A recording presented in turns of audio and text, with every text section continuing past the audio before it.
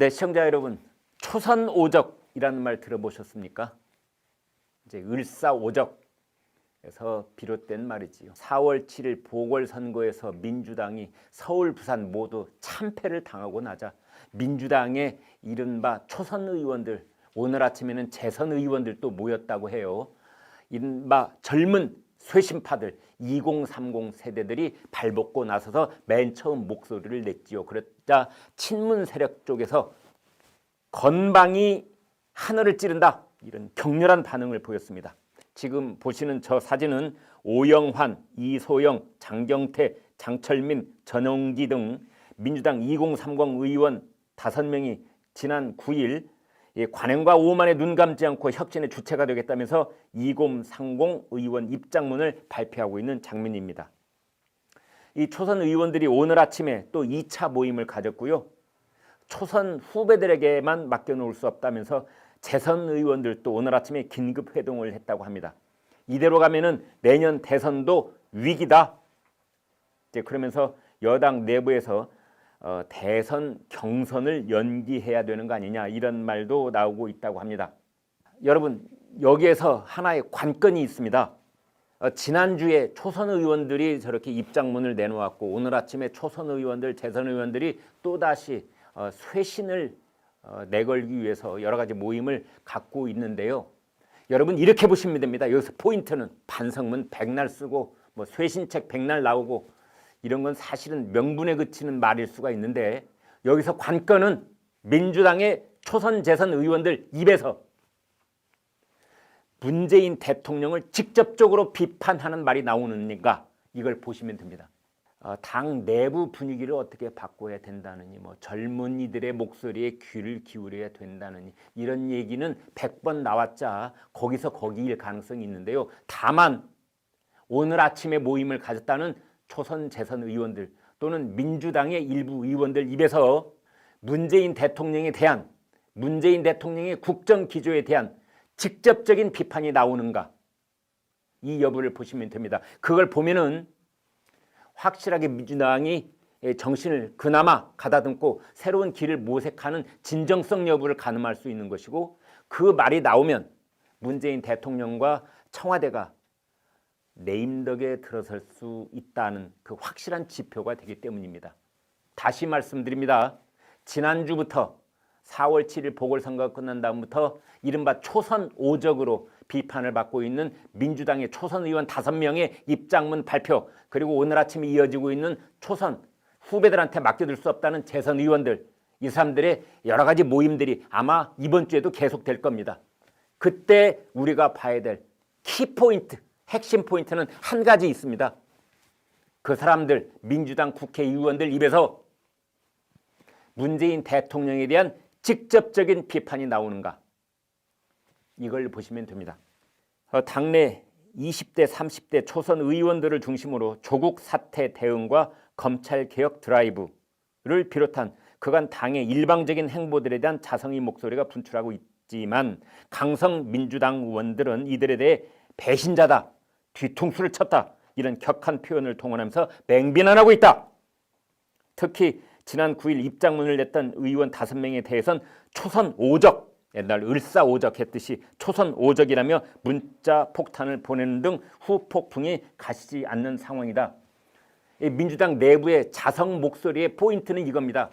한 사람은 조국 때문이다, 결국 두고 봤더니. 그래서 조국에 대해서 우리가 반성을 해야 된다. 이번 총선에서 압승을 거뒀던 그 국민의힘의 김종인 비대위원장이 광주에 내려가서 무릎 꿇고, 서울에서는 이명박근혜 정부에 대해서도 무릎을 꿇고, 자, 민주당은 뭐 했느냐? 조국 사태에 대해서도 민주당이 한 번이라도 제대로 반성한 적이 있느냐? 조국 반성. 두 번째는 검찰개혁 드라이브. 그런데 여러분, 검찰개혁 드라이브 누가 걸었죠? 그렇습니다. 추미애 전 법무장관. 그러니까 말들이 정치적인 수사가 많아지고 이렇게 분식을 하면은 초점이 흐려지는데요. 이겁니다. 김종인 국민의힘 비대위원장이 광주 반성, 이명박 박근혜 반성. 그렇다면은 이제 민주당은 뭐? 조국에 대해서 반성, 조국 전 법무장관에 대해서 반성, 추미애 전 법무장관에 대해서 반성. 이거 있어야 된다. 이겁니다. 초점은. 그러니까 조국 추미애 두 전 법무장관에 대해서 민주당은 반성을 할 것이냐. 이것이 쟁점이 되는 거고, 강성 친문들은 배신자다. 너희가 뒤통수를 치다니. 너희가 누구 덕분에 지금 국회의원이 됐는데 다 조국 덕분에 된 거야. 이건 강성 친문 세력들이 비판하는 목소리입니다. 초선 오적에 대해서 댓글 읽어드리겠습니다. 안 바뀝니다. 저 사람들 쇼입니다. 두 번째, 국민의힘 초선들도 나서라. 네, 오늘 아침 나선다고 되어 있습니다. 국민의힘도 오늘 초선 재선들이 아마 오전 오후로 황급하게 모임을 갖고 여러 가지 목소리를 준비하고 있는 것으로 알려져 있습니다. 세 번째, 민주당 그냥 가라. 대선까지. 아주 역설적인 촌철살인이죠. 그냥 가. 냅두어. 진중권 전 동양대 교수가 그랬죠. 김어준 씨에 대해서 냅두어. 그런 비슷한 반응이라고 보시면 되겠습니다. 다시 요약해서 말씀을 드리겠습니다. 민주당 내에서 여러 가지 자성의 목소리, 쇄신의 목소리, 이제 지난주부터 시작이 됐는데요. 이번 주에도 계속될 가능성이 있습니다. 여기서 포인트는 다시 정리를 하면은 세 가지쯤 됩니다. 하나는 뭐냐? 첫 번째, 이들의 목소리에 문재인 대통령의 국정, 기조, 이것에 대한 직접적인 비판이 나올 것인가? 이게 첫 번째입니다. 두 번째, 이른바 조국 사태에 대한 반성이 나올 것인가? 조국 전 법무장관에 대한 반성이 나올 것인가? 세 번째, 검찰 드라이브, 너무 과도한 속력을 냈던, 일방적인 속력을 냈던, 인사 학살을 했던 검찰 개혁 드라이브, 여기에 대한 반성은 다른 말로 말하면 추미애 전 법무장관에 대한 반성, 추미애에 대한 반성, 문재인에 대한 반성, 조국에 대한 반성, 추미애에 대한 반성, 이 세 가지 있는가? 이것만 보시면 됩니다. 그러자 이제 강성 친문 세력들이 배은망덕한 초선 오인은 탈당하라. 시건방이 하늘을 찌른다.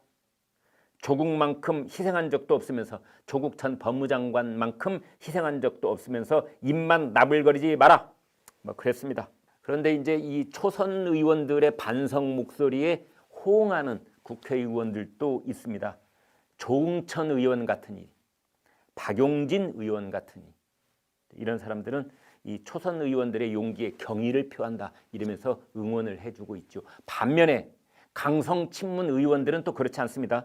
정청래 의원 같은 경우는 이제 이 초선 의원들의 목소리와는 정반대입니다.